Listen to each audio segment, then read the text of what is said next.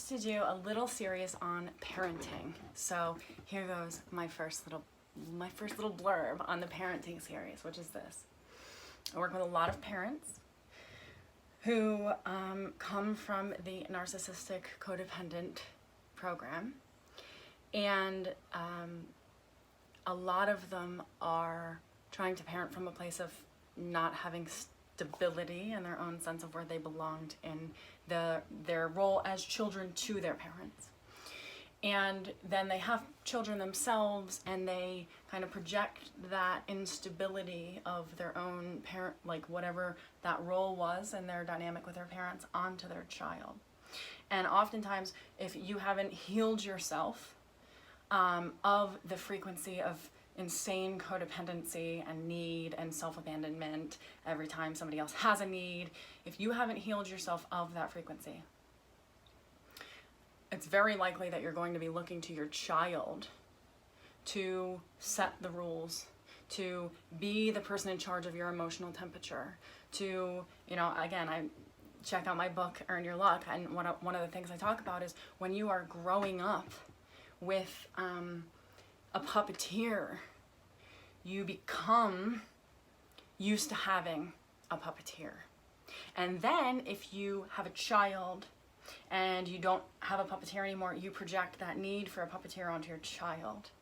And sometimes you want to be the puppeteer, and sometimes you want to be puppeted, right, with this child. And that's unstable, right? Like, this is where codependence can really, really, really do damage to the psyche of a child, because it's insanely unstable.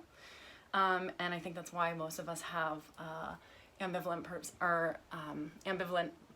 ways of connecting with relationships, but not only relationships, with money, with everything, with creator, with life, with everything. We're resistant in our ambivalence of like, should I not? And then we burn ourselves with it.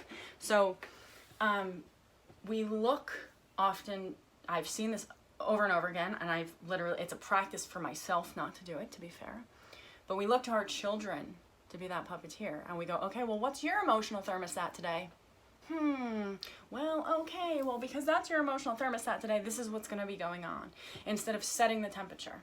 So the other day I was talking to somebody, and I said, the problem in this dynamic is that you're the North Star, but you keep looking to your 6-year-old to be the North Star, and that confuses the shit out of her, and it's going to confuse you.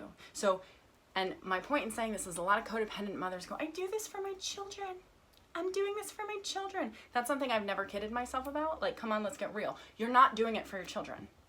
You're not doing it for your children. Stop lying to yourself about the fact that you're doing it for your children, okay? Just stop lying to yourself about that. What you're doing because it's comfortable, because you think that this is what's easy, whatever. You're not doing the things that you're doing for your children. So I'll hear a lot of codependent mothers go, I'm doing this for my daughter, I do everything for her, I do blah, blah, blah, blah, blah.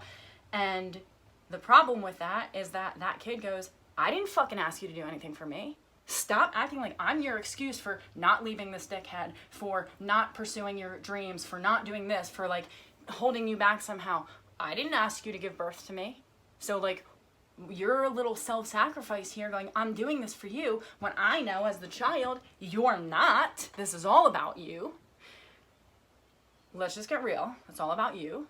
And I want you to get real about that, because I want you to get in position enough to parent, which means you're the North Star, right? If we are going to our children for their temperature and going, okay, you're my North Star, this is where my identity exists, this is where I know who I am, because you're my North Star, that kid is going to be like, I am suffocating under here, and I don't even know, I don't have a matriarch to go to, I don't know who to be, but I know you expect something from me I can't deliver, because you're coming to me and saying I'm your excuse and I'm also your savior.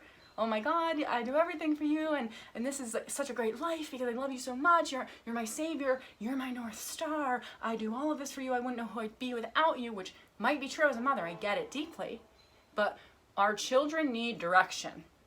And I know a lot of us that have not been given appropriate boundaries, we hate boundaries because they scare us, because we were threatened with them, we were punished with them. Boundaries were not preferences, they were not edges, they were not statements, they were not ways of showing how to be. They were punitive and go back in your cage, right? Don't get too big for your britches, which really meant don't be who you actually are, right? So boundaries become an issue, and we either don't want to set them or we wait to set them at inappropriate times if you're looking at your child like they're your North Star, right? So we have to set the temperature, and we have to, until our children are individuated from us, be what they orbit around. Every social species in the world has obvious mother-child connections that if you're a whale, you know exactly who your mother is, you know exactly where to go, you don't deviate. It's that simple. Nature says so, right? But mothers in human consciousness go, oh, let me follow my baby. That's not how it goes. That's trouble, because babies don't know where to go. And I understand if you feel like a baby on the inside, it's fair, and that's fine, but I really want you to turn direction away from your child, looking to them to be your North Star. Like, really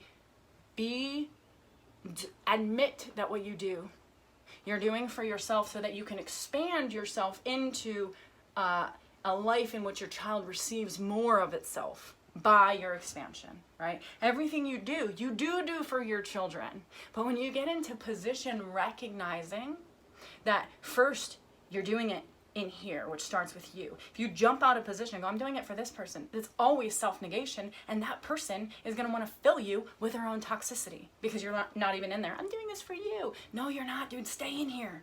Do it for them from in here, right? Be the ship, not somebody steering the wheel, right? Like, you're the North Star your kids are looking to. And a lot of us, when we're used to having a puppeteer and we don't have one anymore, we project that need for a puppeteer onto children who cannot be a puppeteer for us because they're not given the resources to even understand what's going on. And we have to become that person. And yes, it takes work. There's a lot of anger to go, why don't I know this by now? Why didn't my parents raise me better? So I know this information and I don't feel like a child raising my child. You know, I work with a lot of people who are in their 60s, like, what took me so long? Like, why do you know this? Well, guess why I know it? Because of a lot of pain and a lot of hard work that a lot of people are unwilling to do. If you're even, I always say this to my clients, if you're even willing to do the work, you're in the 1%. Because the currency that is created from the work creates so much space. It's greater currency than money, right? And a lot of it for codependence, it always comes down, I can't do the work because of the money. It's hysterical because the currency that is created is better than money, and money follows that thing when you do the work, right? So if you're a mom going, I can't do the work because of this, and I have this thing to do, and I'm doing this for my child, and my child comes first, stop.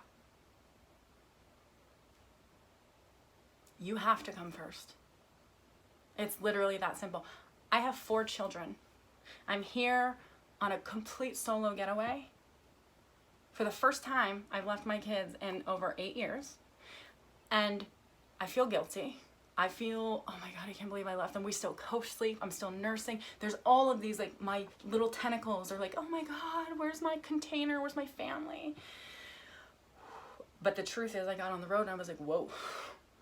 This is what I feel like when I'm not contained by having to hold the identity of being a caregiver for everybody else. When I let myself come first and make the decision, oh, I'm gonna go away so I can come first for a minute, just for a minute. I'm gonna do that for me. I'm not gonna pretend I'm doing it for my children so I can be a better mother. I'm just naturally gonna be a better mother because I'm willing to take care of myself. So yeah, here you go. Be the North Star. Don't look to your kids to be that. Get a therapist if that's what you need. But if you recognize, like, I'm looking to my kid to be the, you know, the person who sets the temperature, who sets the atmosphere to my home, and then I resent them for it, or like I don't really know what to do with them for it. Set your own inner temperature by doing the work, right? Don't put that on your kid, because your kid is gonna spit it back at you, and that's like an identity crisis waiting to happen in 10 years when they're a teenager going like, I don't care anything about what you're saying right now because my whole life you've self-negated for me, and now you want me to, like, what? You don't like who you negated for, right? So there's inevitably going to be resistance and resentment, at least in a chapter. It doesn't have to be forever, but I hope this was helpful. Again, if you are new to my channel, welcome. I am Stacy Hoch, somatic embodiment coach and author of Imperfectly Sane and Earn Your Luck, a field guide for living beyond your narcissistic parents' wildest dreams. And I am the mama of 4. So I would love for you to subscribe, to comment if you will, and if you're not already on my newsletter, head over to my website, stacyhoch.com, and grab a spot on my newsletter. I don't send things often. I hope that's helpful, but maybe one day that'll change when all of my kids are not with me all of the time. I love you guys. Thanks so much for your support. I'm so happy to be here, and I'm happy that you're here. Bye.